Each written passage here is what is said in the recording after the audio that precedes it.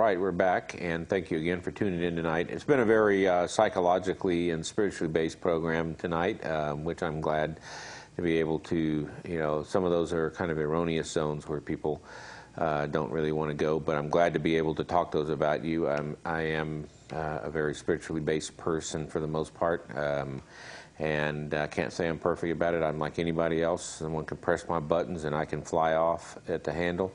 But knowing that is part of the issue of being able to be a better person every day. But we were talking about mammograms and talking about breast cancer screening. And again, remember, we're compressing the tissue to use very low dose radiation to be able to spot areas that have changed within that tissue. And what Chuck was talking about and what other people have come to realize is that, and what I've known for some time, is that chemotherapy is a very difficult thing for people to endure.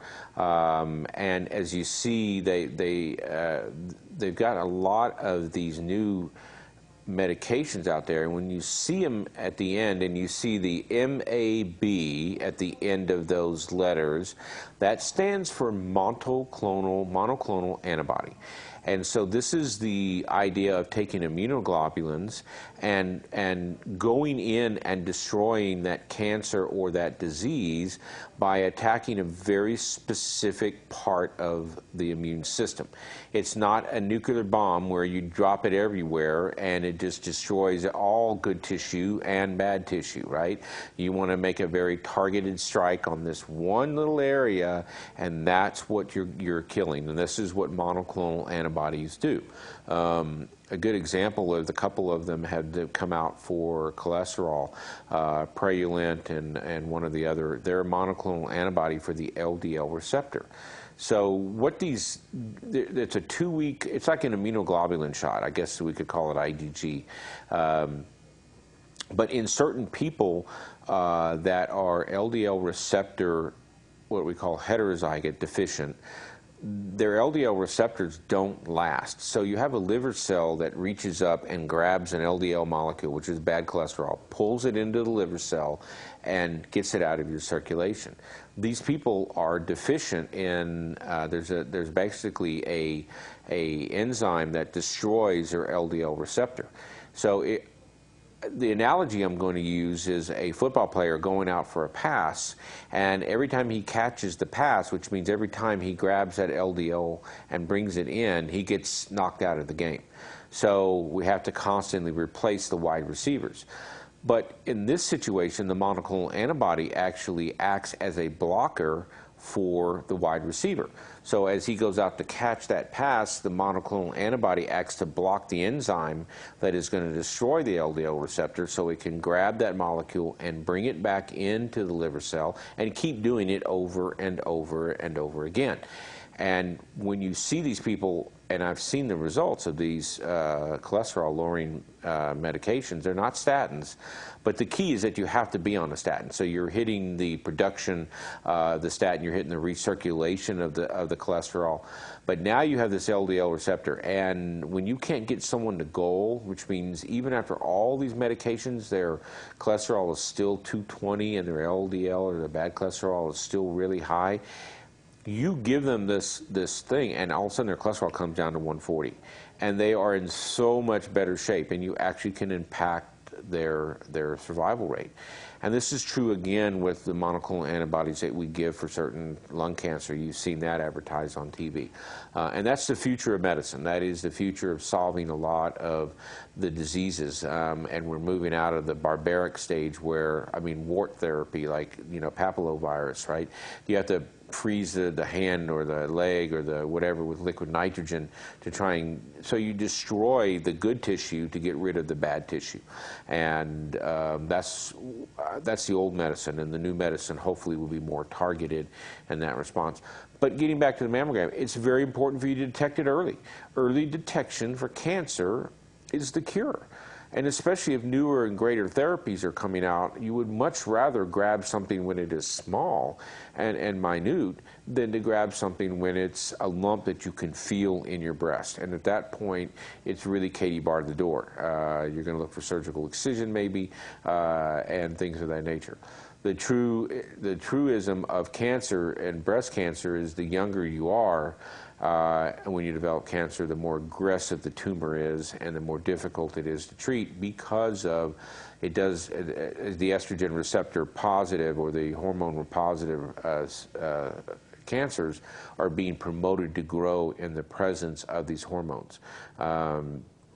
And so the 40 to 50-year-old women that are, are in those younger ages, they're difficult because the body, just because you give them anti-hormonal therapy, they still make hormones. And how does a woman go from prepubescence to puberty is because the adipose tissue in their body makes estrogen. So estrogen is made by your adipose tissue. With that being said, if you look at joggers and females who have zero body fat, they're amenorrheic. They do not have a menstrual period. Why? Because they don't have any body fat. So obesity in America and sugar can be linked to a lot of diseases. One of those probably is breast cancer, because of the ability to make a lot of estrogen. Plus, you have to have the genetic defect that allows you to develop cancer. So it's very important that we develop these genetic screening tests so that we can target who might be at risk and develop a diet and another protocol like Chuck is doing to help his body heal itself. And that's the target. But not only is it the body, it's the mind. The mind controls everything. You remember the movie The Matrix, right? Your body can't live without the mind. So the mind does have the power to heal. And you do have the power to... And some people think this is kind of hokey and this is kind of holistic, but I do believe that there's an innate power in your own psyche that can get in and cure a lot of these diseases. It's very difficult to tap into when you lived your life one way, believing that that's an impossibility. And to change that whole paradigm, to change your whole thought process on healing and being able to heal yourself is a very, very foreign idea for a lot of people. But it takes time, it takes effort, it takes a willingness to believe that it's possible. And once you believe that it's possible and you embark on that journey, then all things could be possible. And I believe that you should, if you're afflicted with some illness, that doesn't mean that you don't use the modern medicine that's out there if it's helping you, but also use the spiritual medicine that you have within yourself to help you find and alleviate some pain and some cures. And that can start with random acts of kindness, right? If you start being good to other people, then you start to affect positive vibes in your body and positive vibes in the community.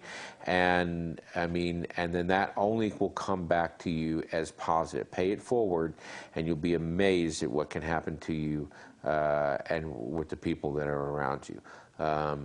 And it should be something that you think about on a daily basis. It should be something that, you get up and you do certain routines and you take care of yourself. This should be part of your spiritual and your mental health to help be kind and help other people in that respect.